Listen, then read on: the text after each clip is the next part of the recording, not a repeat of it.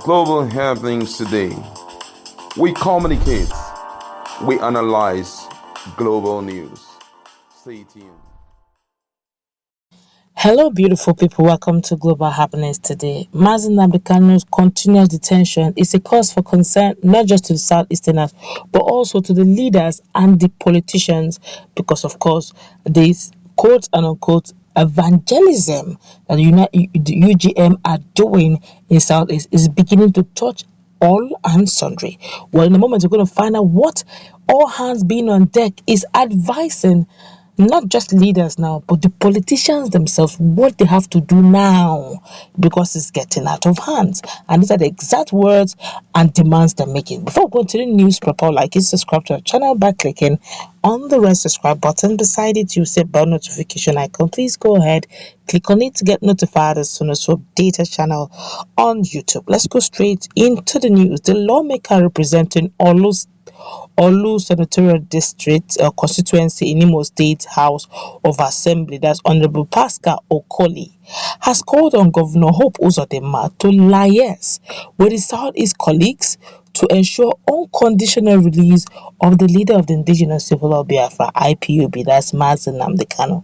Well, Honorable Coley made the call while contributing during the motion on adjournment or Eastern messages on the floor of the House, in which he wished his constituents, in particular, and Imo State in general, a happy. So the Speaker of the House, the Speaker, Right Honorable Kennedy Ibe, had asked him to dwell on his Easter message as directed. He nevertheless made it clear that the Easter period should be a period for forgiveness, for peace, for love, and sober reflection. The Olu lawmaker who recently sponsored a motion calling on the assembly to look into the scarcity of petroleum products in the state and save the masses from further suffering also pleaded with the speaker to go the extra mile to pardon the two remaining masses. Take that again.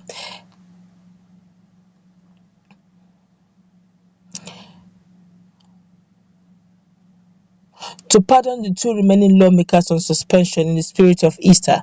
The two remaining lawmakers on suspension are Honorable Ekene Nnamdi of Osu State constituency and Oke Onyekama of Mbitoli State constituency.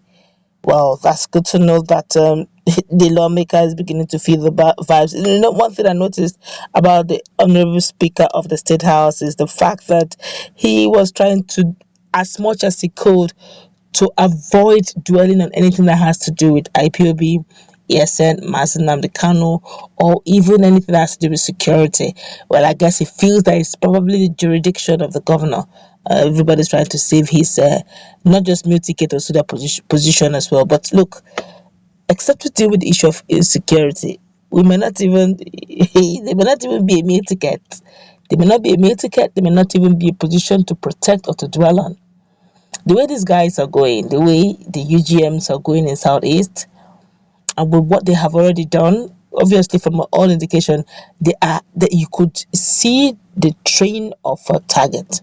Apart from INEC officials that in recent past that just recently that happened, you just notice that they are kind of specific. They started with the PG, the President General of Igbo, that's Professor Charles, Obiozo, Ambassador Obiozo, in his hometown. They picked on that. I said that's not enough. They started picking, even they tried picking on Soludo's house, but thank God for what happened. I think the security personnel did not allow the checkpoints, leading to that his home town was, they repelled them at that point. Just notice that even the governor of Imo State, Gov.Hope Uzodinma, his hometown, some very many months ago, was also came under some sort of siege. You just notice that they're trying to prove a point, and which means if you think it's all about the orderlies, you think it's all about the security, you think it's all your security personnel, you may get it all wrong. They have decided to make their voice higher by targeting some of these politicians. Some said it's more political than agitating. I don't know, but either it is whether it is agitating or it is political. This it has the stench of insecurity. And if it does, if the common man, if the politician cannot help himself, honestly, do you think the common man will? The other time, Professor Charles Soludo, the governor of Anambra State, his media team did everyone the honors and the favors of showing the videos and pictures of some of these very beautiful vehicles found in the bushes. You see a Lexus 350, you see Range Rover, all manner of very lofty luxury cars. And someone asked the question, what are those luxury cars doing in thick bushes? Probably these are vehicles kidnapped or vehicles stolen or victims at some point. Nigeria is a country that they have the data they feel they need, but the right data of in and out of people they probably do not have.